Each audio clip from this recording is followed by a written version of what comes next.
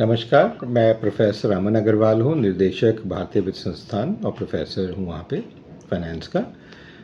ये जो H1B visa की न्यूज़ आई है, जो ट्रम्प साहब $1 लाख अब चार्ज करा करेंगे H1B वीज़ाज़ के लिए।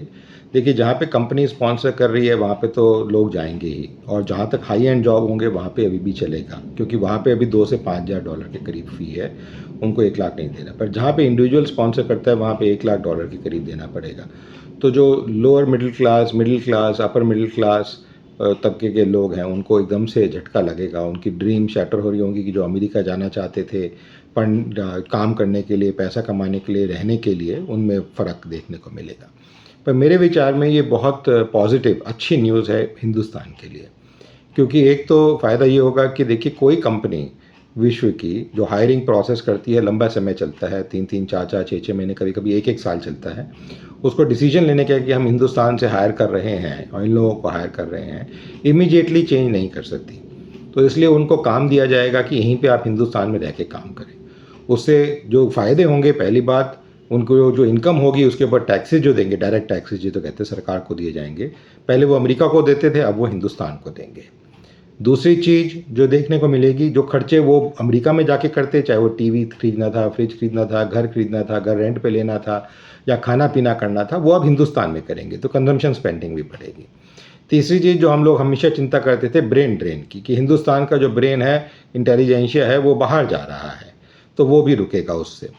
चौथा, मेरे विचार में जो टॉप की इंस्टीट्यूशंस हैं जहाँ पे सब्सिडी के द्वारा पढ़ाई होती है, जैसे एम्स हो गया, आईआईटीज़ हो गया, आईआईएम्स हो गया, और मेडिकल इंस्टीट्यूशन हो गया, यूनिवर्सिटीज़ हो गई जो सरकारी यूनिवर्सिटीज़ हैं, जहाँ पे आपका और मेरा टैक्स पेयर का जो पैसा है वो लग के उनको सुविधाएं दी जाती है कि कम से कम रेट के ऊपर, या फ्री एजुकेशन उनको दी जाती है एक तरीके से, कुछ जगहों पे कुछ फीस लेके, पर वो करीबन 70-80% की रिलीफ होती है, कभी 90-90% की रिलीफ होती है हमारे टैक्स पेयर मनी से।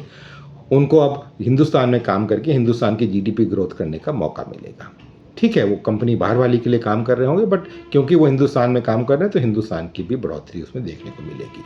मेरे विचार में भारत सरकार को कुछ नियम भी लाने चाहिए कि जो इन संस्थाओं में पढ़ते हैं जहाँ सब्सिडी के द्वारा पढ़ाई जाती है, उन लोगों को कम से कम 2 या 3 साल के लिए हिंदुस्तान में रह के काम करना ज़रूरी है, ताकि हिंदुस्तान की प्रगति, जीडीपी की प्रगति, हिंदुस्तान के लोगों की प्रगति की तरफ काम हो सके।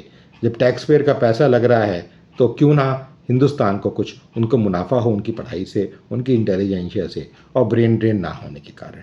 तो मेरे विचार में एक तरीके से ज़रूर लोगों को झटका लगेगा, उनकी ड्रीम शैटर होने की थोड़ी उम्मीद है, पर मेरे विचार में हिंदुस्तान के लिए ये बढ़ के न्यूज़ रहेगी, और हिंदुस्तान की प्रगति जैसे मोदी काल में चल रही है वो और आगे चलेगी।